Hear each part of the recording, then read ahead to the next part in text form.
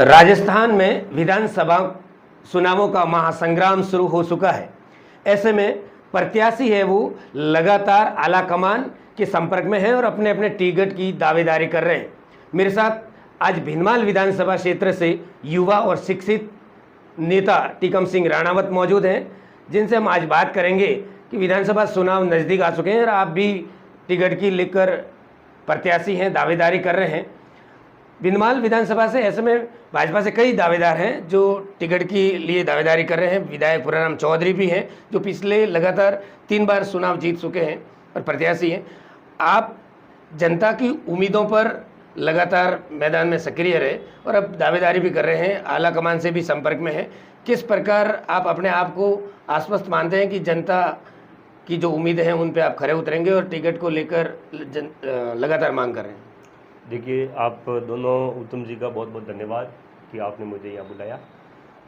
मैं आपको पहले तो ये कह देता हूँ कि मेरे लिए, मैंने बार बार कहता हूँ कि राजनीति मेरे लिए सेवा का माध्यम है और आपने वो 5 साल से देख रहे हो। मैंने कभी कोरोना काल में नहीं सोचा था कि मैं कभी टिकट मांगूंगा। बिल्कुल। मैंने हर आपदाओं के अंदर कभी नहीं सोचा था कि हम टिकट मांगेंगे और मैं किसी भी परिस्थितियों में हमने ये नहीं सोचा था। और हम जो कार्यकर्ता के रूप में, पहले मैं मंडल अध्यक्ष के उपरांत से मैं काम कर रहा था पूरे मंडल के अंदर, तब हमने ये कभी हमारा मन में विचार नहीं था कि हमको टिकट मांगना चाहिए। सिर्फ एक कार्यकर्ता के रूप में भारतीय जनता पार्टी का सच्चा सिपाही होने के नाते मैंने मेरी जिम्मेदारी निभाई। उसके बाद विधायक साहब का विशेष आग्रह होने के बाद हमने जिस तरीके से पूरे भिनमाल विधानसभा के अंदर, पंचायत राज चुनावों के अंदर, जिला परिषद चुनावों के अंदर, पूरा विधानसभा के अंदर हमने भूमिका निभाई और उसके बाद लगातार मैं जनता के बीच पर 282 बूथों पर, अब 284 बूथ हो गए हैं, तो लगातार हम जनता के बीच रहे और जनता के छोटे मोटे काम, आज मैं इतना कह सकता हूं कि आप मान के चलो कि एक जनप्रति या स्थानीय जनप्रतिनिधियों से भी ज़्यादा या पूर्व जो नेता है उनसे ज़्यादा मेरे पास लोगों के फ़ोन आते हैं और वो बड़ी उम्मीद के साथ आते हैं। तो मेरा जितना हो सकता है उनके लिए मैं काम करने का प्रयास करता हूँ और मैं एक यही बार बार आपको कह रहा हूँ कि मेरा राजनीति सेवा का माध्यम है और मैं टिकट दावेदारी जो कर रहा हूँ वो मेरे मन से नहीं कर रहा हूँ। ये एक आपको पता है जो 282 बूथों का जो लोगों की वहाँ पर हर लोग जो राजनीति में रुचि रखते हैं और कोई आमजन है, उन लोगों के मन की आवाज़ है कि आप लोग आगे आइए, आप लोग हमारे बीच आइए। तो उनकी आवाज़ बनकर हम, उनकी उम्मीद बनकर हम उम्मीदवार हैं और यही हमारी मांग है कि किसी भी, अगर जनता हमारे ऊपर उम्मीद करती है तो हमारा जो उसका हमारी जवाबदारी है वो बढ़ जाती है। और इसी को लेकर हमारी जो बात है वो हम बार बार एक हमारे भारतीय जनता पार्टी के जो बड़े बड़े वरिष्ठ नेता हैं उन तक पहुंचाने की कोशिश करते हैं कि, और हमें पूर्ण विश्वास है कि भारतीय जनता पार्टी के जो करदावर, हमारे जो हाईकमान है, जो भी हमारे नेता हैं, वो हमारे ज़रूर जनता की आवाज़ इस बार सुनेंगे और हमें इस पर विश्वास है। लगातार पूराराम चौधरी को 6 बार भरोसा किया है, पिछले 3 बार तो लगातार वो जीते हैं, इस बार भी प्रबल दावेदार माने जा रहे हैं। पूराराम चौधरी का टिकट क्यों पार्टी काटेगी?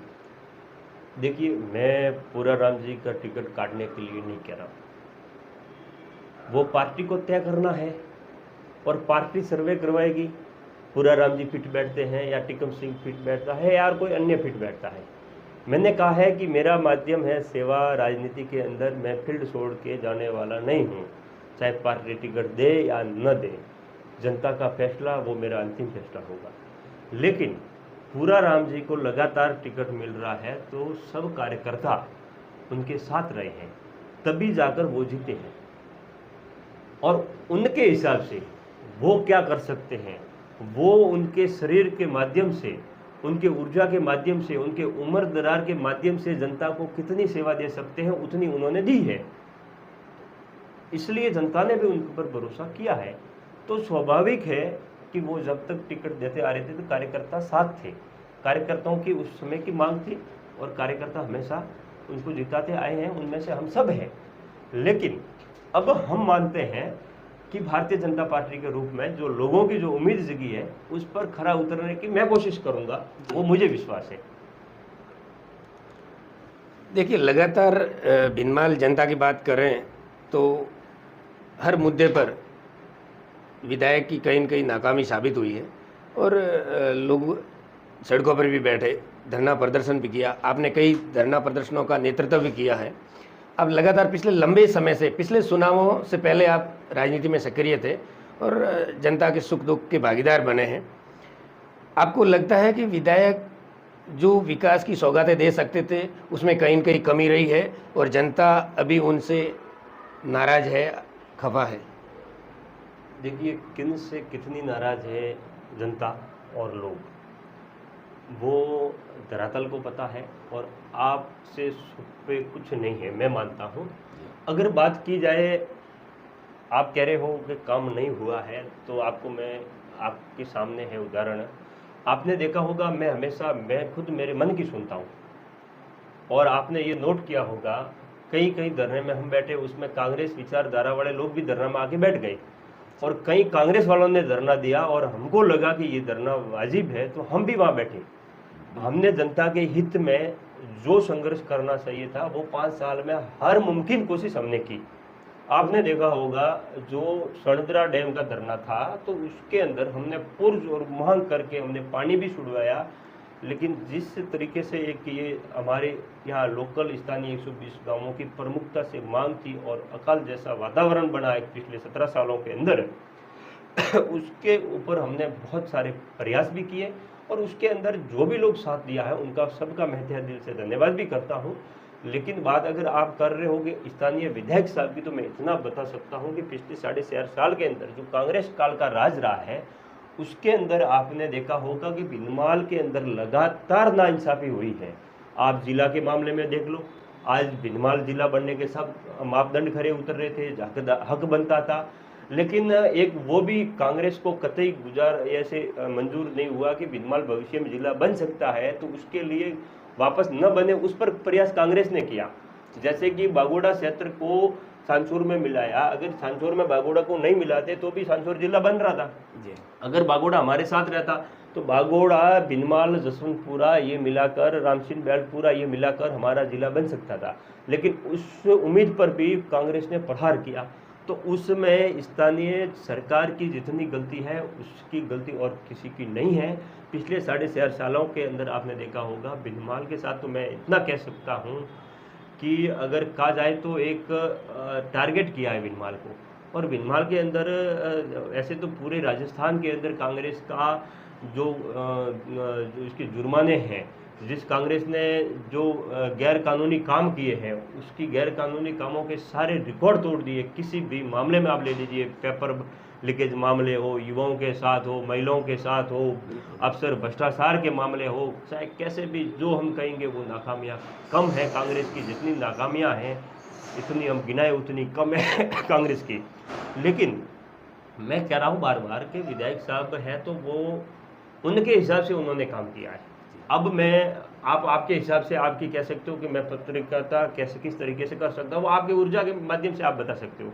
अब मैं बता सकता हूँ कि मैं कितना भाग सकता हूँ। अब वो उनके हिसाब से उन्होंने किया है, तो वो आपको जो भी है उनकी शिकायत, तो वो उनको पूछनी चाहिए और उनके हिसाब से उन्होंने, मुझे लगता है, काम किया है।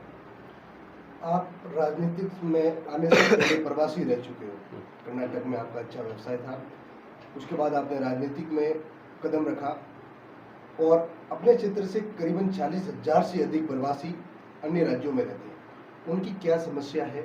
जब वो यहाँ आते तो क्या समस्या उनकी रहती है? आपसे भी बातचीत होती है, आप भी जब प्रवासियों से मिलते होंगे, क्या मुद्दे प्रवासियों के रहते हैं अपने क्षेत्र को लेकर? मैं आपको पहले तो ये बता दूं कि यहाँ जितने भी जनप्रतिनिधि हैं जालोर सिरोही के, उसके अंदर 90% जनप्रतिनिधि प्रवासी थे। तो हम प्रवास में थे, तो प्रवास से हम 7-8 साल पहले यहाँ पर लगातार फील्ड में भागम भाग कर रहे हैं, दौड़ रहे हैं। प्रवासियों की जो एक समस्या है, प्रवासी यहाँ जो एक उम्मीद थी प्रवासियों को भिनमाल क्षेत्र के लिए, सबको प्रवास में जाने की ज़रूरत, मेरे ख्याल से यहाँ भी हम बिजनेस चालू कर सकते थे, बिजनेस को आगे बढ़ा सकते थे, छोटे मोटे रोजगार पा सकते थे। लेकिन हमारा क्षेत्र है वो दिनों दिन पिछड़ते चला गया। उसके कारण यहाँ अधिकांश लोग प्रवास में रहते हैं जो आसपास क्षेत्रों में रहते हैं वो भिनमाल में भी व्यवसाय कर सकते थे, इसको बढ़ोतरी दे सकते थे, काम कर सकते थे, लेकिन मजबूरन में यहाँ से सभी लोगों को पलायन करना पड़ा। अब मोटा मोटी माध्यम आप ले लीजिए कि अगर यहाँ पर जल लेवल बढ़ रहा होता, काश्तकार के जल लेवल पर अगर किसी ने ध्यान दिया होता, तो यहाँ जो काश्तकार के बेटे हैं या काश्तकार के जो पुत्र जो अपने परिवार वाले लोग हैं, उनको बाहर जाने की ज़रूरत नहीं। कहीं कहीं आपने देखा होगा परिवार में किसी का एक बच्चा है और एक बच्चा है और वो सीधा चेन्नई रहता है, तो यहाँ के जो माता पिता है वो मजदूरी करता है चेन्नई में, तो उनको भी एक लगता है कि उनका सारा रहने वाला कोई नहीं है। तो ऐसी भी परिस्थितियाँ हैं। ऐसी परिस्थितियों में अगर हमारा भिनमाल मजबूत होता तो उन लोगों को जाने की ज़रूरत नहीं थी। उसको आपने देखा होगा भिनमाल में क्या नहीं था, भिनमाल ने पहल क्या नहीं की। भिनमाल आपको पता होगा, आपने बचपन में सुना होगा, भिनमाल को हमारे क्षेत्र के अंदर मिनी बॉम्बे माना जाता था। अब धीरे धीरे धीरे धीरे धीरे बट क्या हुई भिनमाल की हालत। एक रिको एरिया, इतना मजबूत एरिया काफ़ी इतना बड़ा रिको बना, उसके बाद रेल पटरी निकलती है, उसके हर घंटे भर में मालगाड़ी आ जाती है, रेलगाड़ी आ जाती है। तो फिर वो जो पुल फाटक वगैरह नहीं है, तो पुल न होने के कारण बार बार जो फाटक होती है वो बंद हो जाती है, तो फिर आवाजाही के साधन है वो बंद हो जाते हैं। मुख्य मार्गों की समस्या थी, इससे रिको की जो बाहर सप्लाई नहीं हो पा रहा था, रिको आज बंद के कगार पे है। ऐसे अनेक को आप ले लीजिए। अगर हमारा जल लेवल घटते ही पूरा व्यवसाय खत्म हो गए, आज एग्रीकल्चर बिजनेस पूरी तरीके से बर्बाद हो चुका है। तो ये एक मुख्य कारण है प्रवासियों को बाहर जाना। जो परिवार में एक दो लोग हैं, ज़रूर प्रवास में जाकर बहुत सारे सक्षम लोग हुए, खुद के बिजनेस किए हैं, अपने अपनी जो रोशनी बिखेरी है, और 36 कौम के लोग हैं जो बाहर जाके एक अपनी पहचान स्थापित की है। तो उन लोगों की जो समस्या है, आवाजाही की समस्या है, उनकी क्या समस्या है, वो हम उसको दृढ़ता से बारीकी से जानकर उस पर हमारी नज़र भी है, और प्रवासियों की उम्मीद पर हम खरा उतरने की कोशिश भी करेंगे। और ये बहुत सारी है, ये यहाँ की नहीं है। ये मैं धरातल से आपको बताऊंगा कि धरातल से लगाकर प्रवासियों तक समस्याओं का समाधान करने के लिए ही जनप्रतिनिधि बनते हैं, और उनके लिए ही राजनीति में लोग आते हैं। अगर वो काम हम नहीं करते हैं तो हमारी राजनीति पर हमको धिक्कार है। देखिए, हाल ही में एक ट्रेंड चला, सभी समाजों के अलग अलग महाकुंभ और महासम्मेलन हो रहे हैं। भूमिया राजपूत समाज का एक बड़ा सम्मेलन हुआ, जिसमें टिकम सिंह नाम एक उभर कर आया और समाज का बड़ा लीडर, समाज का बड़ा नेता के रूप में एक पहचान हुई। उसके बाद कई अन्य समाजों के भी सम्मेलन हुए। आपको कैसे लगता है कि आप 36 कौम को साथ में लेकर के, 36 कौम की जो भावना है उनको साथ में लेकर के, उनके जो आप पर उम्मीद है उन पे आप खरा उतरेंगे? मैं आपको पहले तो ये बता दूं, मैं जातिवाद पर विश्वास नहीं रखता हूँ। बिल्कुल ठीक है। आपने देखा होगा 5 साल के अंदर जो मैंने काम किया 36 कौम के अंदर, मेरे मुंह से आपने जातिवाद का शब्द नहीं सुना होगा जी।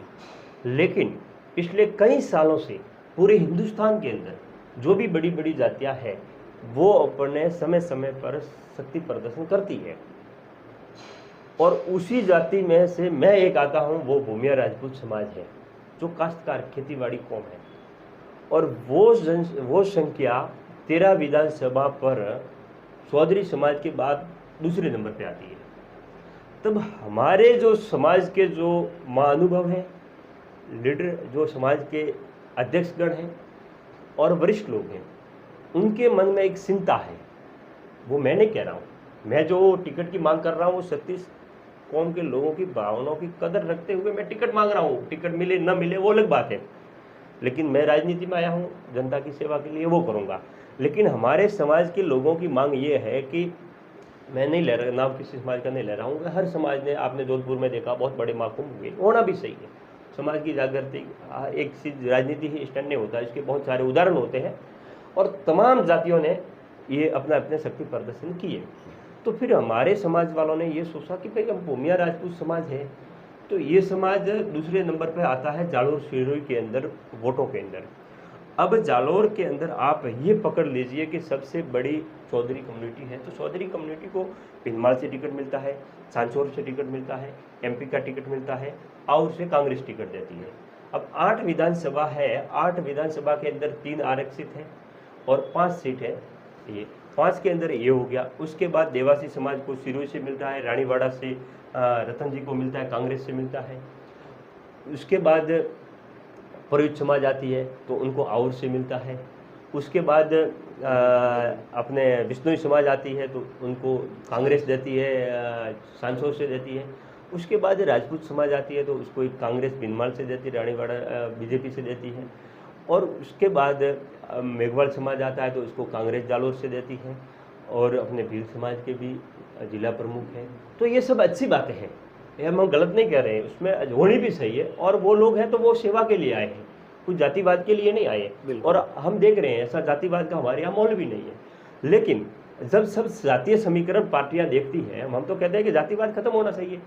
आपको मैं कहूँ कि राव साहब को टिकट मिलना चाहिए, गिरी साहब को टिकट मिलना चाहिए। लेकिन जब सब पार्टियां जातिवाद के ऊपर टिकट लेती हैं तो हमारे समाज का ये मांगना है कि हम 70 साल से संघर्ष कर रहे हैं, हम दूसरे नंबर पे आते हैं। बिल्कुल भाई हमारा एक टिकट तो मिले।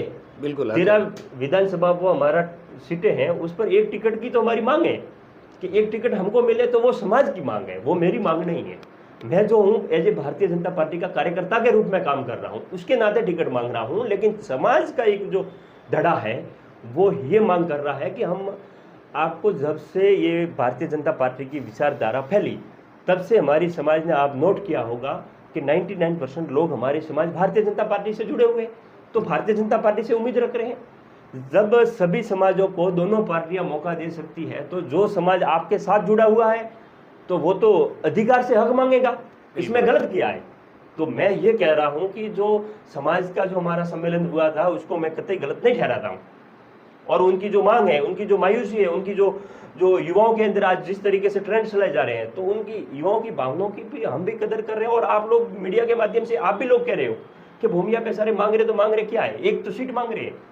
तो इसमें मेरे हिसाब से मैं भी, अब हम पहले मैं भी कह रहा हूँ कि हम जिस विचारधारा से जुड़े हुए हैं उस विचारधारा में जातियों की कोई अहमियत नहीं है। लेकिन जरूर जब जातीय समीकरण के आधार पर आप टिकट देते हो तो कहीं न कहीं हक, तो हकदारी अगर वाजिब है तो वहाँ हम सबको बोलना पड़ेगा। ये मेरा मानना है। सही बात।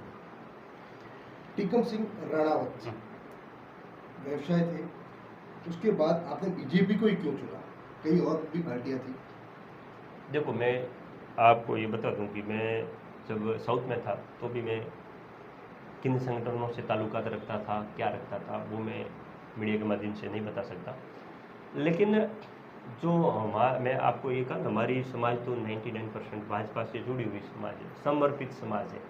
आपको पता होगा हमारे प्रेम सिंह जी दहिया में ले रहे, उसके बाद कांग्रेस ने तय किया कि भाई इन लोगों को हम टिकट देते हैं, जहाँ टिकट देते हैं वहीं फ़ायदा होता है, दूसरी जगह नहीं देते।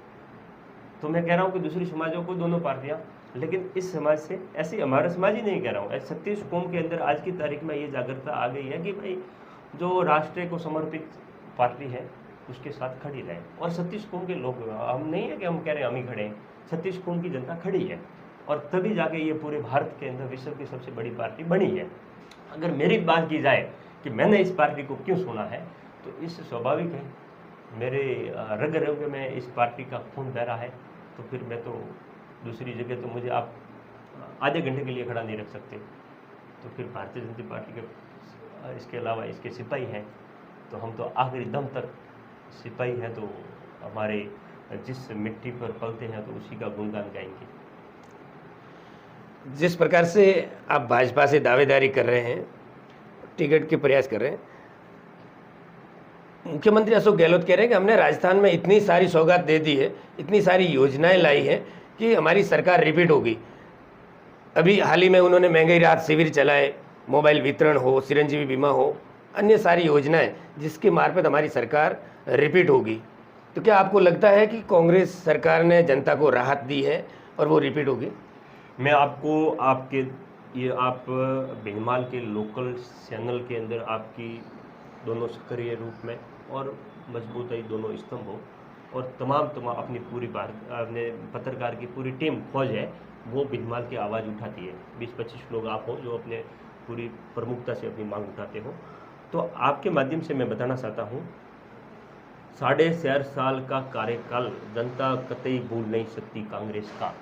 जो सरकार बसाने के लिए, सत्ता बसाने के लिए कोरोना काल जैसी भीषण महामारी के अंदर सिर्फ सत्ता बसाने के लिए किस कदर जनता की पैसों की बर्बादी की हो और बड़े बड़े अधिकारियों की लूट की छूट दी हो और जिस तरीके से कानून व्यवस्था धस हो गई हो, ऐसी सरकार अब शायद कुछ भी लॉलीपॉप बड़े बड़े घोटालों करने की योजना है, इसके अलावा कांग्रेस के पास कुछ नहीं है। जो स्कीमें चला रही है उसके अंदर भी झोल है। अब मैं आपको सीधा सीधा कह देता हूं कि इस टिप्पणी के बाद काफ़ी मित्रों को बहुत बुरा लगेगा और वो लगना भी सही है, क्योंकि आपने पता होगा ये ओलंपिक खेल किए, उसके अंदर जो अगर सामग्री भी देखोगे तो उन सामग्रियों की जो 200 के आइटम है उसका 800 रुपये में आपने टेंडर निकाल दिए, कोई कुछ निकाल दिया है, कहीं मिर्ची पाउडर धूल की आपने देखा होगा जगह जगह कंप्लेंट आ रहे हैं। अगर मोबाइल की बात की जाए तो उतने आपके पास आंकड़े क्या है, कितने लोगों को दिया है, क्या आपके पास कुछ है ही नहीं। और जो पार्टी, मैं तो कहता हूं कि जो पार्टी का मुखिया जो इस कांग्रेस अपने आप उस मुखिया को भगवान मानती है, उसका नाम है राहुल गांधी। राहुल गांधी जी राजस्थान के अंदर आके पिछले चुनावों के अंदर आके किसानों के साथ एक तरीके से कहा जाए तो उनको एक विश्वास दिलाते हैं कि 1 2 3 4 10 तक गिनती गिनेंगे, आपका कर्जा माफ कर देंगे। और वो मेरे किसान भाई, जिस परिवार से हम लोग आते हैं, वो किसान भाई परिवार के भाई, ये इंदिरा गांधी जी का पोता है, क्या पता कुछ कर ले तो। वो एक पुराने लोगों की सोच, किसान कुछ 1.5 लाख पूरे राजस्थान के अंदर किसान लोग उन पर विश्वास कर देते हैं और उनको शर्म आनी चाहिए। जो किसान एक धान उगाने में, जो खेती है उसकी उपज करने में 120 दिन लगते हैं, 120 दिन के अंदर 30 दिन, ये आज का जो समय है क्लाइमेट, इसके आज का जो ये वातावरण है, इसके अंदर 30 दिन जो पसीने से किसान भीगता है, जो मात्र किसान हो या फिर पुरुष किसान हो, अपने कोई भी किसान हो, उन वो पसीने से 30 दिन भीगता है, जब जाकर 120 दिन के बाद वो खेती की उपज होती है। उसके बाद खेती का जो गेहूं या चावल या बाजरे किसी भी अन्य कोई भी वो दाना तैयार होता है। और उसका निवाला करने के लिए चाहे राजा हो, रंग हो, प्रजा हो, नेता हो, चाहे आप हो, हम हो, कोई भी हो, सबको शाम को अगर इस निवाले की जरूरत पड़ती है, वो किसान अन्नदाता, उसके साथ अगर नाइंसाफी करने वाले, झूठ बोलने वालों की कतई कहीं जगह नहीं होनी चाहिए और ऐसों को कतई माफ भी नहीं करना चाहिए। और जो सबसे बड़ा मुखिया अगर जवाबदारी वाला इस तरीके से किसानों के साथ अगर कहे तो खिलवाड़ करता है, तो ऐसे लोगों को मैं तो कहता हूँ कि मेरी तो उनके ऊपर, उनको कहता हूँ लानत है और शर्म आनी चाहिए। आप किसान परिवार से हैं जी। किसानों की भी काफ़ी समस्या है, आप लगातार पिछले 8 सालों से सक्रिय हैं, गांवों में भी जाते हैं। गांवों और किसानों की क्या प्रमुख जो समस्या है, आपने खुद ने जाना होगा, कई बार मुद्दे भी उठाए, कई बार धरने पर भी बैठे, क्या गांवों की समस्या है, क्या किसानों की समस्या है, क्योंकि आप तो खुद एक किसान परिवार से आते हैं। देखिए, हमारे अंदर भिनमाल को आसपास के सभी गांव मिला 120 गांवों के अंदर समस्या देखी जाए तो मैं कह सकता हूं कि हमारे पहाड़ी इलाके हैं, वहाँ पानी है, तो वहाँ सड़क व्यवस्थाएं, स्कूल की व्यवस्थाएं, मास्टरों की, अध्यापकों की, ये बहुत सारी समस्याएं हैं जो हमने बारीकी से 120 गांवों की देखी है। और ऐसे आज भी मुख्य गांव बॉर्डर के जो अपने कोलर, बेटन, बहुत सारे गोगावाड़ का वगैरह, ये जो गांव है, जो हम इन गांवों के अंदर स्कूल की समस्या हो, काफ़ी खोखा रंगाला साइड हम देख लो, वाटेरा वगैरह, यहाँ पर जो सड़क की, यहाँ लेदरमेर, बोरटा, दानसा, पादरा, तो मुख्य कोई मार्ग है जो वो मार्ग आज तक 70 साल हो गए, 77 साल हो गए देश आज़ादी के बाद हम संघर्ष कर रहे हैं, आज तक कोई डामरीकरण सर्कल भी वहाँ हमको नज़र नहीं आएगी। तो ये हमारी मुख्य मांगें तो हैं। इसके साथ साथ जो एक बहुत बड़ा दड़ा है, एक बहुत बड़ा गांव है, जो शायद भिनमाल को छोड़कर भी 120 गांव हैं, उनको जो एक पिछले 17 साल के अंदर ये बांध बांधने के बाद जिस तरीके से अगर पानी की आवक की कमी हुई है, किसानों को जल लेवल है वो बहुत ही नीचे चला गया है, तो किसानों के अंदर उस पर हमें काम करने की ज़रूरत है। अगर पानी नहीं है तो अपना भविष्य नहीं है, पानी अगर खेतों के अंदर नहीं है तो किसानों का भविष्य नहीं है। तो ये मेरा चिंता अकेले की नहीं, आप लोगों की भी चिंता है। हर कोई भी किसी से जुड़ा हुआ हो, हम सब, शायद आज आपके परिवार से किसान नहीं होंगे लेकिन आपके दादाजी किसान होंगे, हर कोई परिवार किसान से जुड़ा हुआ है। ये किसान की भावना है, किसान के भावनाओं पर हमें काम करने की बहुत ज़रूरत है। ऐसे हजारों काम है जिस पर हमें काम करने की बहुत सारी आवश्यकता है और उस पर हमें एक ही कर सकते हैं कि जब हमारे पास 24 घंटे होते हैं, जनता हमें सुनती है, तो न तो हम किसी जाति के एमएलए हो जाते हैं, न किसी वर्ग के एमएलए होते हैं। हम सतीश कुंभ के एमएलए होते हैं, सतीश कुंभ के अंदर वोट दे न दे सभी के हम एमएलए हो जाते हैं। तो हमारा फर्ज हो जाता है, जब अमूल्य वोट देकर हमको विजय बनाती है जनता, तो फिर हमारा 24 घंटे के अंदर सबसे ज़्यादा हम 18 घंटे, 19 घंटे, 17 घंटे, 15 घंटे पर दिन हम समय कैसे दे सके, उस पर हमें ध्यान देने की ज़रूरत है और उस पर हम सबको काम करने की ज़रूरत है। मेरे हिसाब से जितने भी राजनीति में जुड़े हुए लोग हैं उनको काम करने की ज़रूरत है और ये समय की मांग है।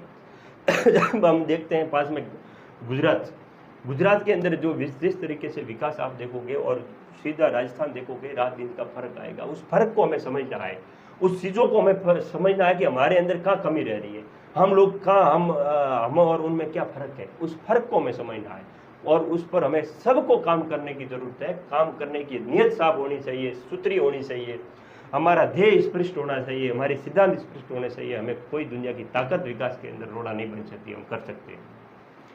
तो ये थे हमारे साथ वो शख्सियत जो इस बार भीमा विधानसभा से प्रबल दावेदार हैं, क्योंकि युवा है, शिक्षित है और उसी के साथ किसान परिवार से हैं। और सबसे बड़ी बात यह है क्योंकि वो पिछले 8 से 9 सालों से लगातार जनता के बीच में है और लगातार जो यहाँ की समस्या है उनको धरने के माध्यम से हो या फिर अधिकारियों तक पहुँचानी हो, लगातार वो लोगों की जो समस्या है वो आगे पहुँचाते हैं। और इस बार पार्टी अगर उन पर भरोसा करती है तो वो यहाँ से निश्चित ही जीत हासिल करेंगे। तो ऐसे ही खबरों के लिए आप हमारे